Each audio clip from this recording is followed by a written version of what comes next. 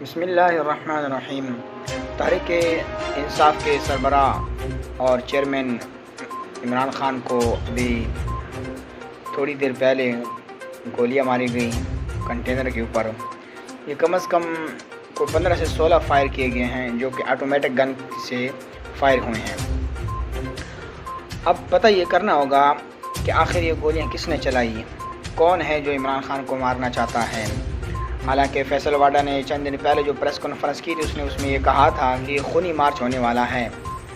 تو پھر سوال یہاں پر پیدا یہ ہوتا ہے کہ جب پنجاب میں پی ٹی آئی کی اپنی حکومت ہے، وزیر اعلیٰ ہیں پرویز الہی، تو انہوں نے خان صاحب کو سیکورٹی کیوں نہیں پرووائڈ کی؟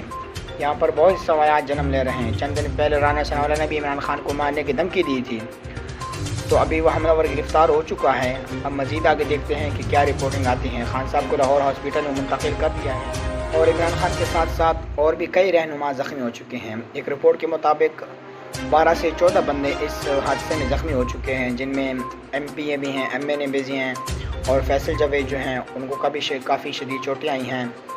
تو اگرچہ عمران خان سے ہمارے ہزاروں اختلاف ہیں، لیکن بطور انسانیت ہم ان کے لیے دعا کرتے ہیں اور ان کے رہنماؤں کے ساتھی کے لیے دعا کرتے ہیں کہ اللہ تعالیٰ ان کو صحت اور عافیت والی زندگی عطا فرمائے، اور جو مجرمان گرفتار ہوئے ہیں اب ان سے تحقیق کی جائے، معلوم کی جائے کہ آخرکار انہوں نے یہ حملہ کیوں کیا اور کون ہے اس کے پیچھے، کنہوں نے یہ حملہ کروایا ہے۔